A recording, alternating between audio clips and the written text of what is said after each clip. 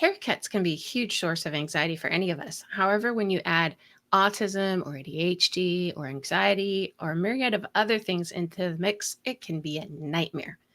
Join us as we give some tips and tricks on what we have found to be helpful when going to the salon or the barbershop.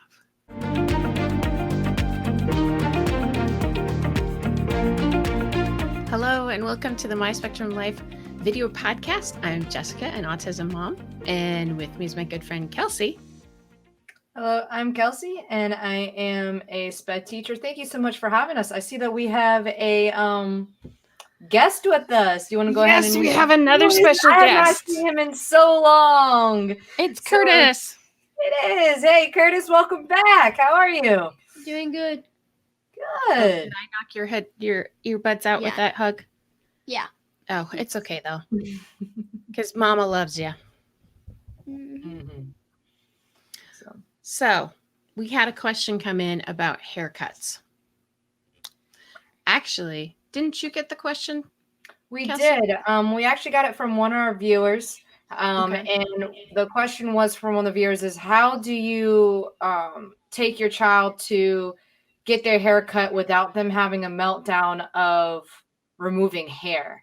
And that's a very complex question. We hope we can answer that for you or give you some tips to overcome some of that anxiety or help them understand that it's okay to cut hair and it grows back. So Curtis, we brought you on because you're definitely the expert on this, and we would love to hear some of your experience. I do have a question right off the bat. How do you feel when you get your hair cut? Just in general, how do you feel? Pretty normal, unless they cut my top of the ear on, which hasn't happened yet, and hopefully never will. Mm-hmm. But when we first started giving you haircuts, it was kind of scary, wasn't it? Yeah, because I thought I was going to shave my head off and I'd have no hair. That is a scary thing. And I'd look like Guru. Yeah.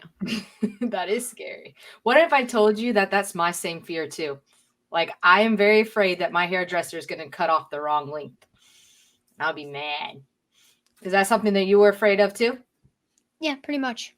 Mm-hmm. And sometimes the noise of the clippers when they come up right here is pretty tough. Yeah. Right over your ear and stuff. Yeah. Yeah. Because I think they're going to cut my ear off. Mm-hmm. But it wouldn't end well. And there's another thing that you don't like at all. Why we have to put the... yes. I hate it when the hair gets right there. It's so itchy. Like, where's right there? Gets like on your neck? Yeah, on my neck. It's like, and everywhere else, it's like poking me. It feels like tiny knives. Like really, really tiny knives. Yep. But so... Yes, it hurts. Like tiny little needles. I'm going, ow, ow, ow. Stop giving me that. Stop giving me that. So... yeah, that's actually kind of a different sensation than I actually even ever thought about. Yeah. Because mine's just itchy. I can just kind of brush it off. I never even thought about the poking of that. That's a really good... Yeah. It's a good explanation. It is. Yeah. Now, have you... what's some of the things that we have done that have been helpful? Well, what's one of the first things that they do sometimes, so you can see? And then mirror. And then they also, don't they put the clippers on and show you? Yeah. And they let you listen to it first too, right? Yes. Yeah, pretty much. But over the time I've gotten used to it, and I'm like, no big deal. And plus, there aren't any nerves in there, so can't feel the pain. And plus, your hair is already dead. That is true. Scientifically, that is true. So, but it took a while for you to get to that point, right? Yeah, I can't. Okay, I thought pulling your hair wouldn't hurt. It hurts. But it didn't hurt the hair. It just hurt, like, right where the hair's coming. The skin. Yeah, the scalp. Yeah, scalp. So hair sounds like scalpel. Anyway, so they've turned the clippers. There you go. They've turned it on and let him see it and hear it before putting it over his head, and that started helping him get used to it. And what does our hairdresser do now to help you with the itchy stuff? Oh, they just put like a towel around me, and right when I heard like that clipper thing, it just reminded me of the scene with the cat and Soul. Oh, Don't ever let your cat shave your hair. yes. It's Anyways, just That's some solid advice, Gerda. That's some solid advice. So how does the towel help you overcome that odd sensation that you get?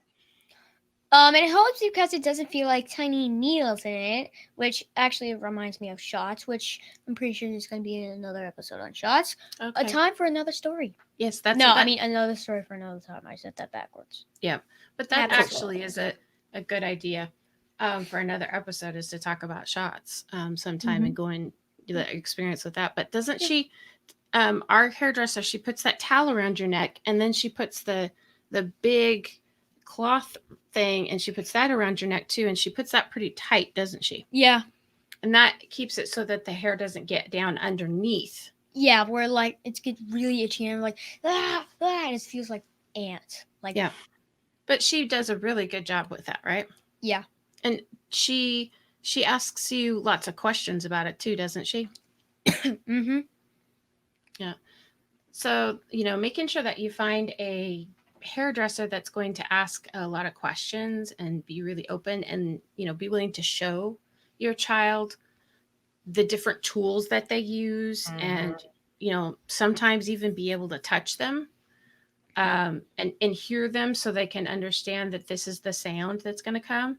I mean, because I remember having to, before when you were younger and they were doing the side of your head, I remember having to hold your head either side. Wow. Yeah. But now we're doing pretty good, and he's got a really great hairdresser that just, she's my hairdresser too, and she's done a lot of works with other autistic kids or other kids that have special needs, and she knows how to just ask the questions and work with them. And so when I'm making the appointments for him, if I can, I look for someplace that mentions kid friendly. Right. Always look for kid friendly. On everything. Yes. Even the pencils.